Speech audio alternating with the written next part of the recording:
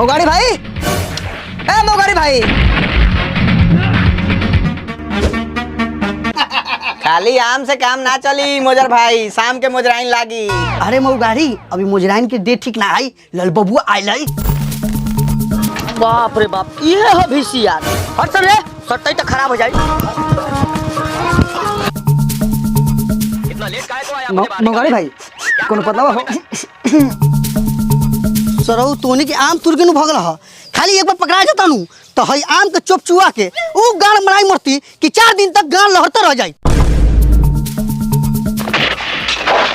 अरे कर बहन चोद की हीरो का बहन के इज्जत लुटला से लुटला, हीरो के मारता हूं बा। निकाल बात सरवा के पार फाड़ी ना ना टीवी से निकाल सरवा निकाल। भिसियर चलते का दीदी? हाँ वही तो आयल बानी, बाकी जोर जोर से रोवल जाई। भैया के लागे कि हमनी बुढ़वा ला रोवा तनी, ई ना लागे कि हमनी भिसियर देखे आयल बानी। हाँ हम सुगा हई, तोरा मेहरारू के लुगा में एके बार आग लगा देम, खाली तू कह के देखा। रे सरवा रे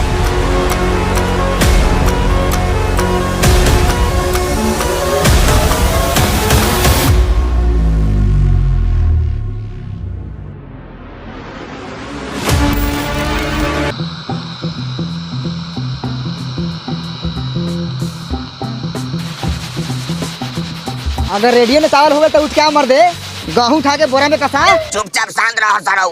अभी हमरा मैदानो लागल बा, जबले हमें वो गाना ना सुने तबले मैदानो ना उतरेला। गाड़ी गाल बोदना तोरा ने एफएम पकड़ा था कि ना रे?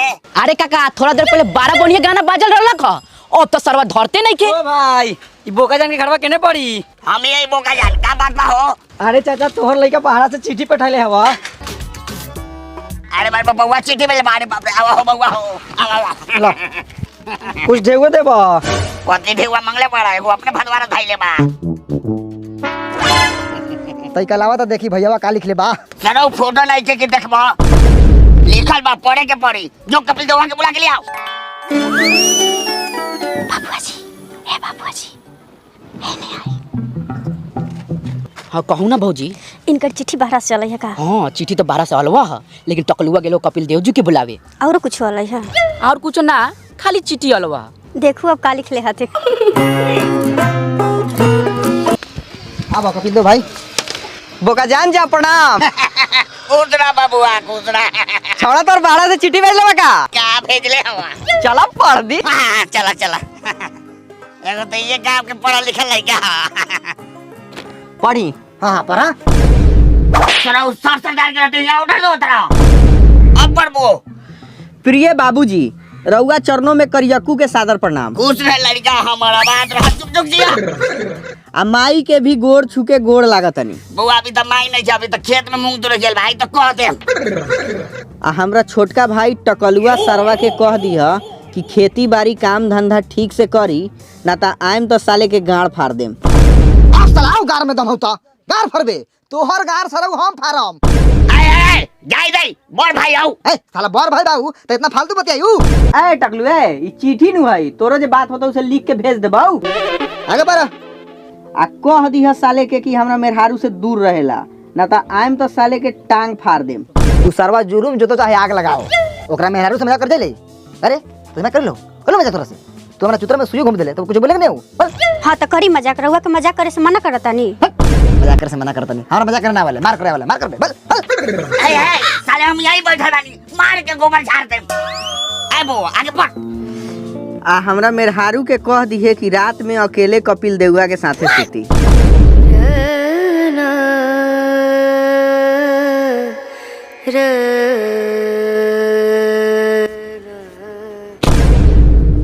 आए फट दे मार के पीठ फाड़ दे।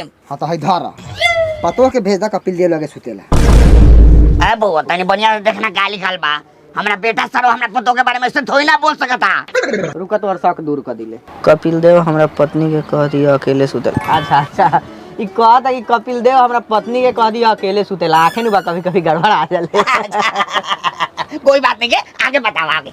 आगे जवन लिखले बानी, जे भी बूढ़ा बूढ़ी भाई बहन लोग सुनता उनका के हटा द, ई सिर्फ हमरा पत्नी ला बा। कोनो बात नहीं के पतो के देखभाल तो हम ही करीले। आगे पढ़ा तू। हम जानत तानी कि तोहर जवानी बिछौना पर छटर पटर करत होई, कैसहू 2 दिन बर्दाश्त कर, तीसरा दिन आके ऐसन दौनी करम कि सीधे 9 महीना के छुट्टी कर देम। ए दादा ए छिया कितना बिखे लिखले हथिन। मैं तरी पर कुछ नहीं होता आगे गेहूं कटवा के। हाँ हाँ जा जा गेहूं कटवावा, काहे कि आवते बा सरवा दौनी करे। चुप रह रे सरवा। शादी के पहले तो चुम्मा ना ले रही, लेकिन आइम तो इतना चुम्मा ले हम कि एको गो अलंग ना बाची। हमारा बाप के जूत सुनता रहा। पलंग पर गुलाब के फूल बिछा के रखिया, आइम तो दोनों बेकत लौटाइल जाई। कपिल देव जी हो गए, रह दी बहुत बा। अब जाऊ कर ली बाबू अपना। गांव में तो पढ़ाई लिखाई के इज्जते नहीं है, लेकिन गांव में को बढ़िया चीज बा। साला आज के बाद हमारा घर में चिट्ठी ना आई है, जो खाना चिट्ठी सुन।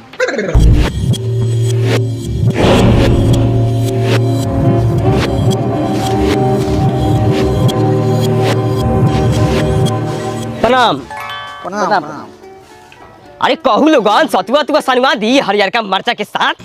चुपचाप 8-9 घंटा से गौबत मार के बैठल बानी लोगन। एगो बात कही, उचित बोलम लेकिन तैका बुरा लागी। कही कही रउआ तो 1 नंबर के दोगला चोद आदमी बानी महाराज। एक भोरे से सबनी के बैठा के रखले बानी, 2-3 बजे वाला बा।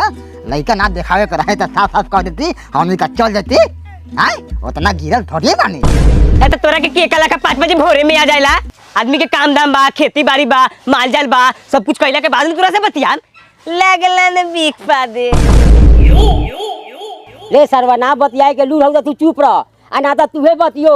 हम खेते खेते चलनी घरे, 10 को तो बढ़ रही बा। बतियो रे तू बतियो, हमरा तो सारा से मारे हो जाई। अंग्रेज बाबू अब कितना देर बैठे, लड़का के बुलाओ ना। अभी बुला दे बतानी। बाबू मोतीलाल। हाँ बाबूजी एने आवा आवा तानी। अंग्रेज बाबू कय गो बेटा बा तोहरा? एगो तो बेटे बा, ओकरा ऊपर से 7 गो बेटी बा। 7 बेटी के खत्माइला के बाद एकरा में हाथ लगावा तानी। हमारा अरे बाबा नी की जलाद 7 बेटी के खात्मा देनी, बेटी औलाद ना हो गला करे सरवा। खत्मा देनी मने सबके बियाह क के हटा देनी। साफे लड़बो के बानी का बाबू, सबके गोर छू।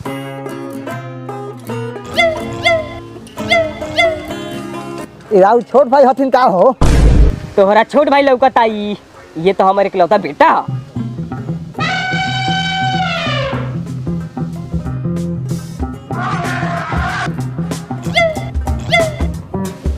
बड़ी मोट बा हो। ये त का हो गइल मोट बा त अलुआ दही खा के फूलल बा। ये तो सरवा लमू लागता, लाठी लिया बड़ा छौड़ी के नाप के, तो छौड़ो के नापो। अंग्रेज बाबू तैका हम लड़का नापे के चाहतानी, काहे से जे लड़की के लंबाई लाठिए पर बा, हम नाप के ले आइल बानी। हाँ हाँ नापू। 1 2 3 4। ए चल सर, ए जोड़ी जमे वाला ना बा, लड़की से 4 मुट्ठी बेसी बा। सीधे चल चल सर। आओ बुढ़वा 5 साल आओ बुढ़वा हम तो हम लोगन। बाबू रे मार सरबसा के चहिट के, रिश्ता तो खराब होइए गेल बा।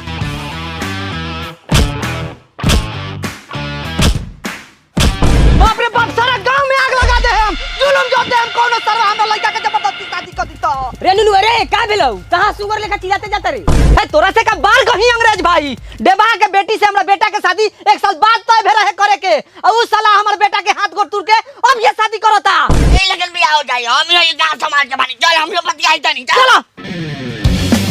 ई त गांव समाज ले एकदम गलत बात बा। चल हम गांव बतानी। ए मोतीलाल के माई कमीज निकाल।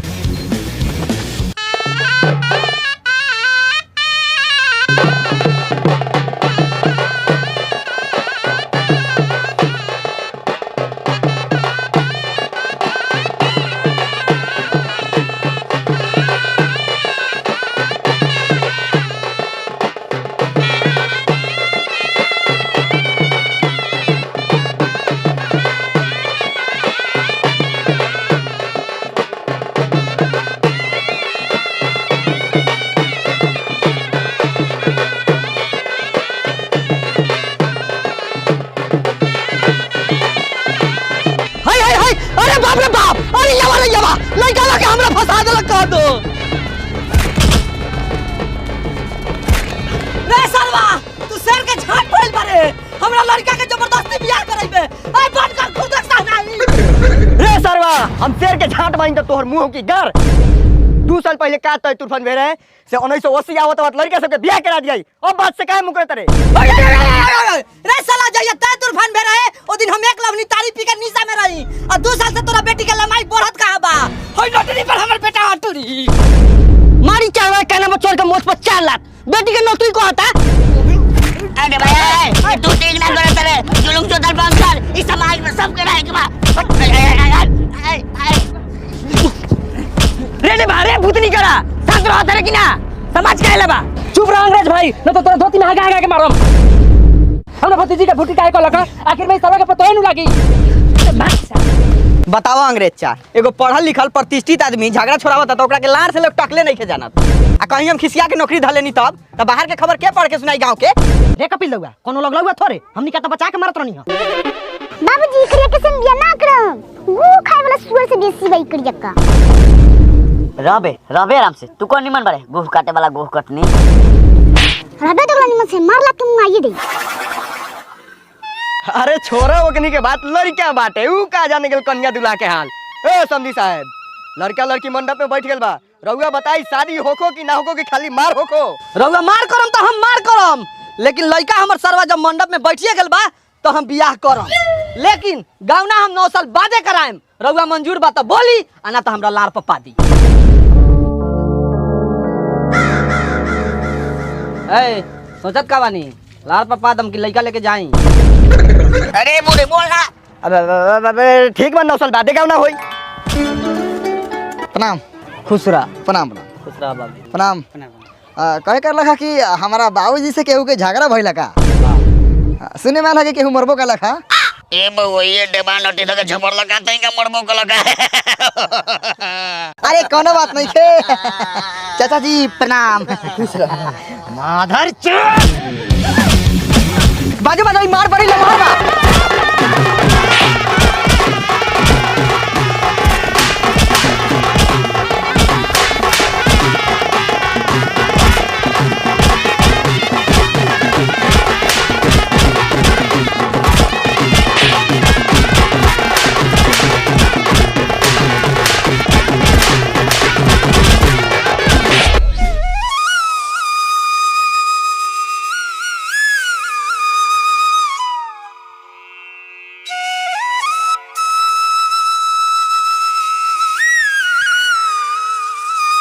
भाई जल्दी बाहर से आगे रे मन ना लागत हो का रे नया नया बियाह भेल ह भाड़ा में मन लागी बाप मतारी समझो तब न इनके किरायो भाड़ा निकल का झांट ना कोनो का लड़का हाथ सरवाई बढ़िया कपड़ा पहन लेबा सारा सब बाहर जाके कमाए के बुद्धि सीख लेल बा सोसाइटी में रहे के कोशिश करता का रही रहुआ के का लड़का होश रे आ कहां से आवत रे बेग लेके बोका जान के लड़का है आ कलकत्ता से आवता नहीं कमा के सारा बराबरी बतियाता ए एना उतर के गान ना लिवाओ बाहर में धले बानी गांव के गुलामी के लई साला बाप दादा गुलामी कर लो जिंदगी भर अब तू बराबरी बदले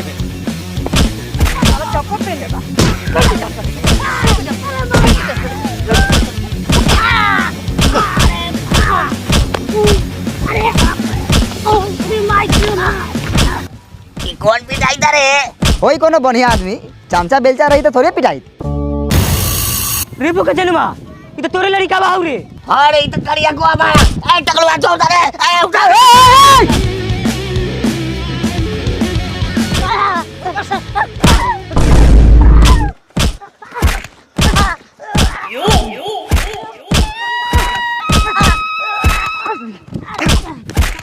साला कौन ऐसा गलती कैला कि मालिक तोरा कितना मार मारता रे जरूर साला मालिक से जवान लड़ले होई मालिक माफ कर दिया आ बता हमरा के पहले माफ करी मालिक एकरा के माफ कर दे ई साला के शहर के हवा लागल बा कही त ई साला के माथा कुछ मार दी रह दे कह दिए साला के बिहान से नजर झुका के चली नजर के बात करता नहीं मालिक बिहान से ही सर वही रास्ता से गुजरी ताख में कोड़िया पट्टी लगा के गुजरी रवा से ही हमर नवादा बा वादा हो गले सरवा चल उठावे के साले अपने में शेर बनलन दोसर कोनो गार लेवले तो बड़ा मीठ लागले ये त का करी रे मालिक से झुरा के घरवा में आग लगवा ली ए तो सीधा कम मौका बानी गार में दम नहीं के टॉप लाइट में काला फौकली आओ अंग्रेज भाई काले लइक वाला वाला जुजी वाला बात बतियाइल हो चला ना घरे मकई के रोटी नॉन की मछली बनवाले बानी काहे के लइक आज बाहर से आइल हो तू हमरा के छुदरा हमरा बुझा तेरा का हो हम सब के घरे ना जाइले हम कबो मकई के रोटी या मछली नहीं की खइले का तू कहत रह चल चल चली ले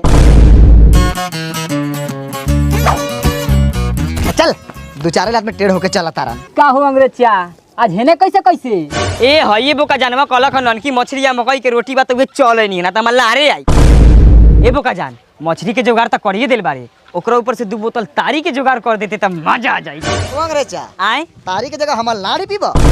ए छोरे रे तू ज्यादा ना बतिया तेरे तोरा से बड़ बेटा नहीं बा हमार लागी हुके त लगबे थूके ए आओ ना मर्दे चुपचाप ना तो जेबे भूखे आ गार तो टेढ़ा जाई सूखे। निकली बाहर जल्दी निकली केकरा से पूछ के अंगना में ढुकनी हो अब पानी पिया तो सटा सा। अरे चाची खाली पानी नु पीनी है सटा सट और थोड़ी कुछ कहनी है सटा सट। का हो कपिल देव जब हमने के दूरा बना रही है तो काहे ढुकला अंगना में? अरे बोका जान जा तोरा दुआर पर से गुजरत रहनी है तो प्यास लागल है तो सोचनी है एक गिलास पानी पीते चली बाकी तोरा आंगना के पानी बड़ा बढ़िया बा। अच्छा माने केहू के द्वार पे मरद मानुस ना रही तो ओकरा आंगना में ढुक जाबे पानी पिए। काहे ना कोनो अनपढ़ बानी पढ़ल लिखल आदमी नु बानी।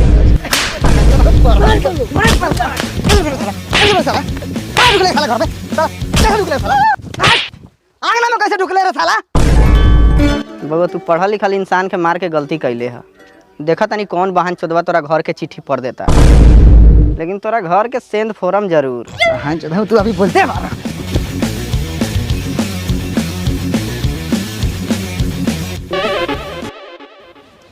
गिलासो घर ले जाके फिराक बारे का तेज बना तेरा साले कि झगड़ा में ना बुझाई।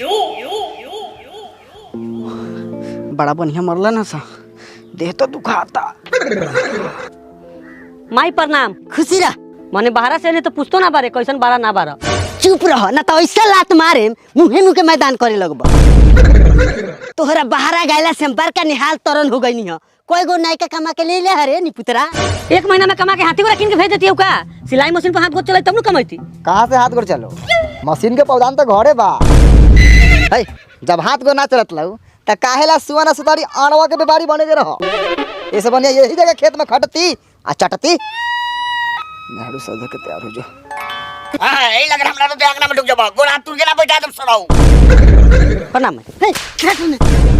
तो चाची जो जाके लिया मकई की रोटी मछली दोनों बापूत खा के निकलू सा। तोहर दादा परदादा मकई के रोटी मछली किन के देले बारन भागो ना तो पदी मार बरन के सोझे क देम। आई का ऐसे बोला तारे बोका जानवा बाबू बोका जानवे तो कल का घरे चला मकई के रोटी या मछली बनवावा तानी तबे तो आई नहीं है ना तो तोरा दुआरी पर पदहू नहीं कारे बोका जानवा काहे लेखा तोरा मौगी बोलत हूं। ए रात के मछली में से नहीं के बाचल बाचल बा हां तो बचल बा जो लिया सतुआ सान के खाई सन। ए सारा सतिया बेटी लगे बैठा देनी कुछो नहीं के जा लो एगो ऐसा ही हमरा दर्द हो गल बा देह में। अंग्रेज भाई सतुआ तो खत्म कर देले बा दूसरा दिन जुगाड़ बैठा साले औकात बार ना पाद के फुलाना फुलाईबा आज के बाद से दावा दे देला तो जूजी चला के मुंह पर मारम। हमार लार ना है सब जगह मारे करी हमें जरा नहीं होते अब केहू के नेवात के दूरा पर लिया के भूखे रखबाऊ तो खीस ना बरतई।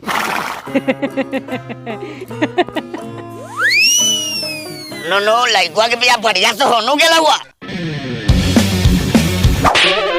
सरऊ गेला हमरे ओरी से लइकावा के हमरे ठसवा के समाचार पूछता रह बेंच दे ई तो साला बिना खाइला का ढेका बा सराय अरु वादे मा साले के फाड़ देना।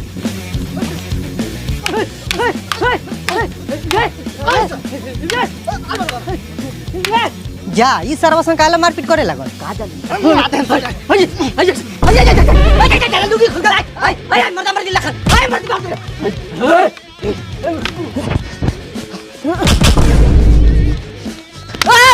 बहुत नहीं लूंगी खुल गेल बा टोला मोहल्ला में अर्जुन जी के प्रचार हो जाई लोरी कबोनु सामने को। बाबूजी तू लड़ाई पर ध्यान दई कोनो नया बात नहीं है हम तो लड़के से देखते आओ तनी। ए जाय दे रह दे छोड़ दे साले हमारा बाप सरहू के मरला तक पारे फाड़ दे। आ बाबा हमारा बाप के मरबा तो सरहू के पारे फाड़ दे। हो चाचा नुनु अब बस कर दुनु काठी लाठा लाठी कइले बारा जा ना घरे जा जीतबा त लार ना जा तानी कहिया आइले अब बहरा से अभी तो आओ तनी आओ कभी बाप से चुपे मचान पर खर्चा कर। अभी बात हमरा से बर्दाश्त होके वाला नहीं थे। हाँ बिल्कुल बर्दाश्त मत करो मर जा सरो मर जाओ। अब तोहर बात सुन के हमरा बर्दाश्त हो गेले बा अब तू सरवा चुप रह आई तू जा यहाँ से। अच्छा चल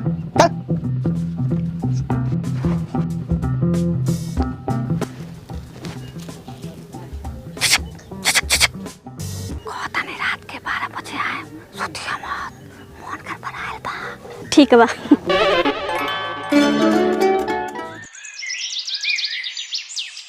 साला घर में कुछ नहीं के तो चोर सरवा रात के लोमड़ी आइत रहता आ घर में सोना चांदी रहता क्या होई का होई सोना चांदी ले जाई जल्दी जल्दी ठूस आ खेत में जा।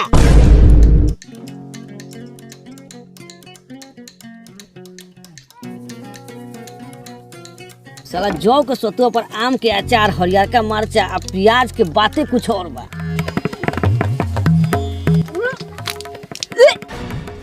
काहे उल्टी करत रे? का जानी लागत तो सुतिनिया पेट से बका दो।